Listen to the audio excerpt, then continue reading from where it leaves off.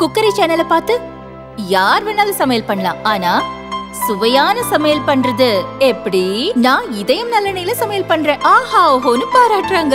நீங்களும் இதயம் நல்லெண்ணெயில சமையல் பண்ணுங்க, பாராட்ட வாங்குங்க. தினம் தோறும் வாங்குவே இதயம் இதயம். காவிரியின் குறுக்கே மேகதாட்டுல கர்நாடகம் தமிழகத்திற்கு எதிராக டெல்டா விவசாயத்திற்கு எதிராக ஒரு அணை கட்டும் திட்டத்தை துவக்கின நிலையில தமிழக அரசு அதை எதிர்த்து உச்சநீதிமன்றத்தில் வழக்கு தொடுத்தது.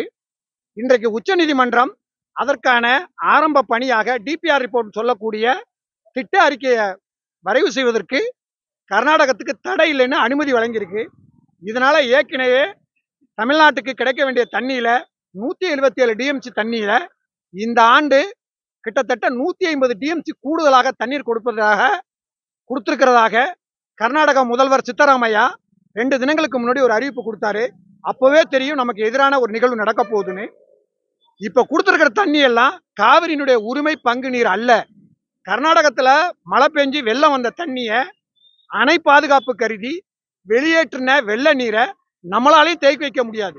ஏற்கனவே நம்ம அணையும் நிரம்பி விளையக்கூடிய இந்த சூழ்நிலையில பாசனத்துக்கு கொடுக்காத தண்ணீரை பாசனத்துக்கு கொடுத்ததா சொல்லி இன்றைக்கு மேகதாட்டுல அணை கட்டுனா தமிழகத்துக்கு பாதுகாப்பு இல்லைன்னு சொல்லி ஒரு பொய்யான தகவலை கர்நாடக முதல்வர் சித்தராமையா பரப்புவதற்கு தமிழக விவசாயிகள், குறிப்பா டெல்டா விவசாயிகள் எங்களுடைய கடுமையான கண்டனத்தை பதிவு செய்கிறோம்.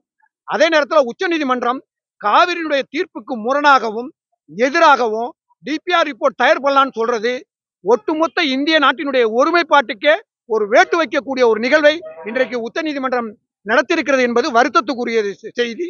அதே நேரத்தில் உச்சநீதிமன்றம் இந்திய திருநாட்டினுடைய ஒரு மேன்மை தாங்கிய அதிகாரமிக்க ஒரு அமைப்பு. அந்த அமைப்பு இப்படி தமிழகத்திற்கு எதிராக வழங்கிய ஒரு தீர்ப்பை மறுசீராய்வு செய்யணும் அப்படிங்கிற வகையில தமிழகம் உடனடியாக தமிழக அரசு ஒரு மனுவை கொடுக்கணும் அப்படிங்கிற ஒரு கோரிக்கை வைக்கிறோம்.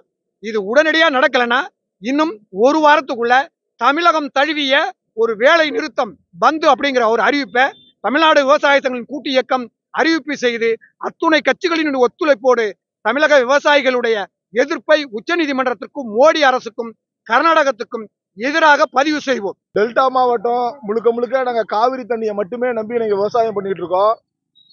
கடந்த பல ஆண்டுகளா கர்நாடக அரசு எங்களுடைய உரிமையை பறிக்கக்கூடிய வகையில, எங்க தலையில மண்ணள்ளி போடக்கூடிய வகையில கர்நாடகாவை குறுக்க மேகதாதுங்கிற இடத்துல நான் அணை கட்டியே தீருவேன் அப்படின்னு கங்கணம் கட்டிக்கிட்டு அங்க உள்ள அரசு செயல்பட்டு இருக்கு.